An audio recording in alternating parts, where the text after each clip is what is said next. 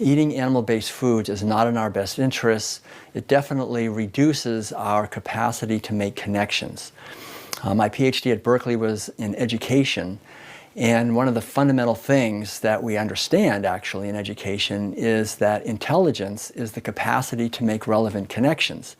It's the capacity to see how things are interconnected and to respond appropriately to feedback.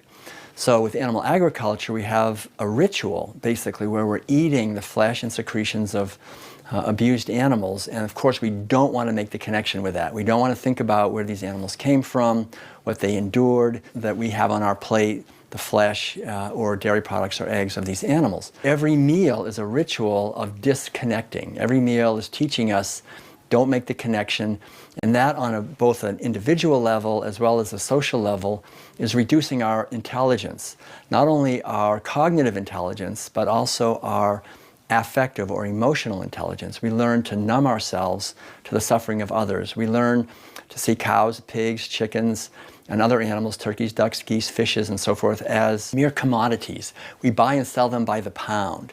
So again, we're reducing our intelligence, and we're also engaging every day, basically, in a ritualized behavior with other members of our society in something that reduces our sense of being part of a benevolent universe, where we're part of nature.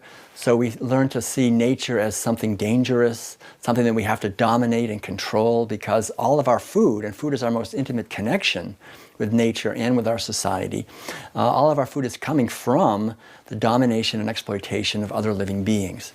And so when we do this now, as I talk about in the World Peace Diet for 10,000 years, we basically find that we're wounded as little infants born into this society, basically compelled to comply and engage in these rituals that reduce our intelligence just the way it did for our parents and grandparents and so forth, so that even though we have tremendous intelligence naturally and compassion and all kinds of wonderful capacities, those are reduced, and we find that we have a situation where we as human beings are devastating our planet. We're cutting down rainforests at 2 or 3 acres per second. We're overfishing and destroying ocean habitat.